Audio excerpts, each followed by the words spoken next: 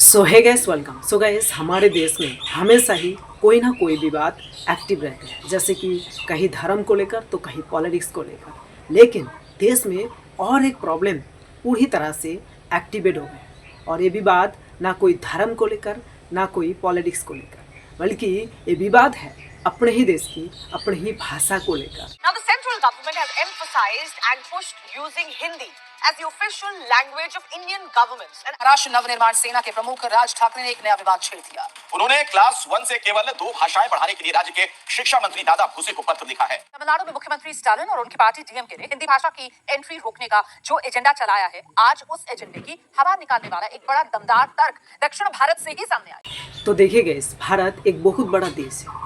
पूरे वर्ल्ड की अगर बात की जाए तो जियोग्राफिकली हमारा ये भारत 7th लार्जेस्ट कंट्री में आती है। वहाँ 28 अलग अलग राज्यों के साथ 8 अलग अलग प्रदेश प्रेजेंट है।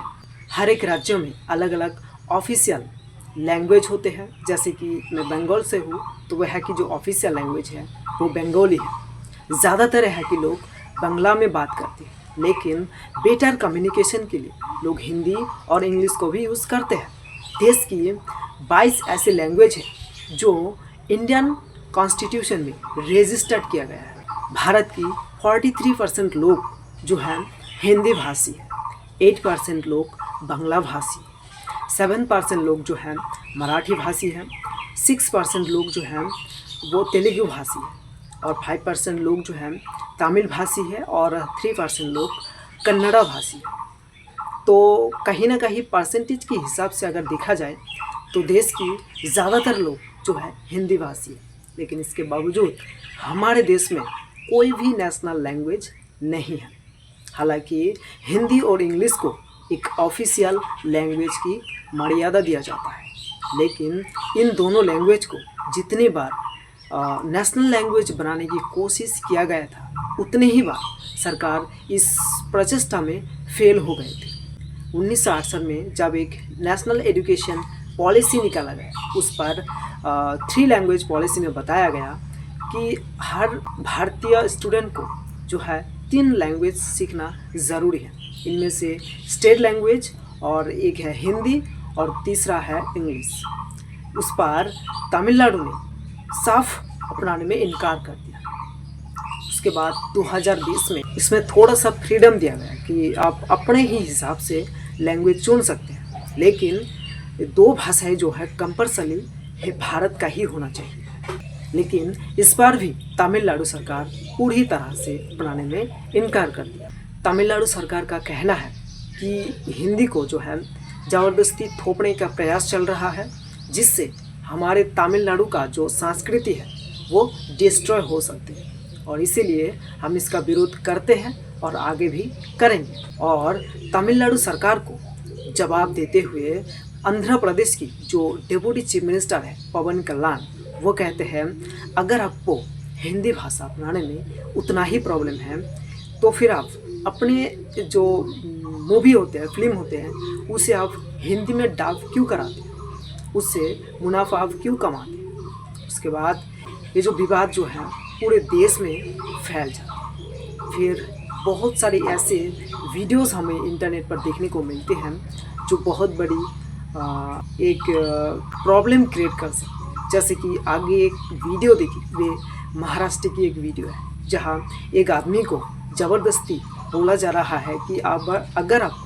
महाराष्ट्र में हो तो आपको मराठी बोलना पड़ेगा, ना कि हिंदी, जबकि वो आदमी मराठी बोलने में साफ इनकार कर दिया। मराठीत बोला, नहीं बोलते, मराठीत बोला, नहीं बोलते, हाँ ठीक है, नहीं बोलत ना, हाँ ना सांगून देना दादा, हाँ डाल सोशल मीडिया पे डालो, नहीं ना सांगून देना तुझं, ये कोई गलत तरीका है तुम्हारा ना बात सांगून करने का। देना। तो दोस्तों, ये कोई एक लौता इंसिडेंट हमारे देश में नहीं है।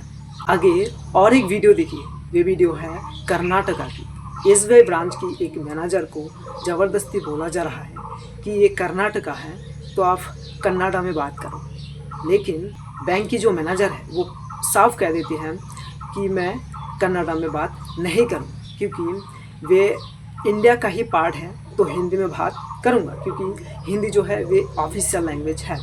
स्पेशली आपसे तो कभी नहीं।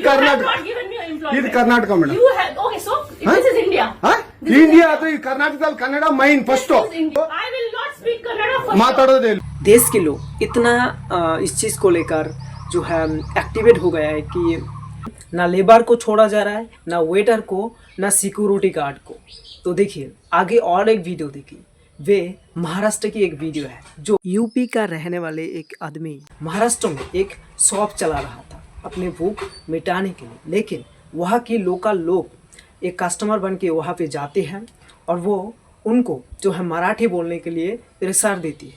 वो कहते हैं अगर आपको यहाँ शॉप चलानी है तो आपको मराठी बोलना होगा, नहीं तो आप पीट भी जाओगे और साथ में आपका ये शॉप बंद भी करा दिया जाएगा। आणि मराठी शिक रे बाबा. ए दादा मराठी सीख. मराठी सीख. यूपी का मराठी नहीं आता है सीखने का, नहीं तो दुकान बंद कर तेरा. ये बिहार में जा. किसी की दुकान के सामने अगर लोकल लैंग्वेज में कोई भी बैनर नहीं लगा हुआ रहता है तो उस पर भी बवाल मच जाती है। इंटरनेट पर काफ़ी सारी ऐसे वीडियोस आपको मिल जाएंगे जो आपको भाषाओं के ऊपर विरोध करने पर मिल जाएगा। देखिए जैसे कि एक महाराष्ट्र के बंदा जो है वो नॉर्थ इंडिया में आते हैं, उनको लोग चारों तरफ से घिरे हुए थे और उनको बोला जा रहा था कि आप हिंदी में बात करो। त्यांना बोला मराठीमध्ये पण मी समोरची मराठी बोलतो ना तो पण त्याला पण बोला मराठी. तो देखिए कहीं ना कहीं ये जो प्रॉब्लम है भाषा विवाद का, वे एक नेशनल प्रॉब्लम बनती जा रहा है। ये प्रॉब्लम जो है पार्लियामेंट में भी पेश किया जा रहा है। जैसे कि देखिए अमित शाह जी किस तरीके से हमें हिंदी सीखने को जो प्रयास है वो बोलते हैं। भारत की एक एक भाषा भारत की संस्कृति का गहना है। हमने भाषाओं के लिए काम किया, हमने मेडिकल और इंजीनियरिंग की शिक्षा को भारत की भाषाओं में किया। तो देखिए गैस हमारे देश में बहुत सारी ऐसे स्टेट्स हैं जहाँ हिंदी को अपनाने में उनको प्रॉब्लम होती है। मैं एक बात इस पर कहना चाहूँगा कि देखिए अगर आप एक बहुत दूर की भाषा जो इंग्लिश है उसको आप अपनाते हैं तो अपने ही देश की एक भाषा हिंदी को अपनाने में आपका प्रॉब्लम क्या है? मुझे तो नहीं लगता है कि इसमें आपकी प्रॉब्लम होनी चाहिए, क्योंकि वे देश के ही भाषा है, इसे हमें सीखना चाहिए। वैसे आपका क्या ओपिनियन है इस वीडियो के कमेंट सेक्शन में आप ज़रूर बताइएगा। सो मिलते हैं नेक्स्ट वीडियो में।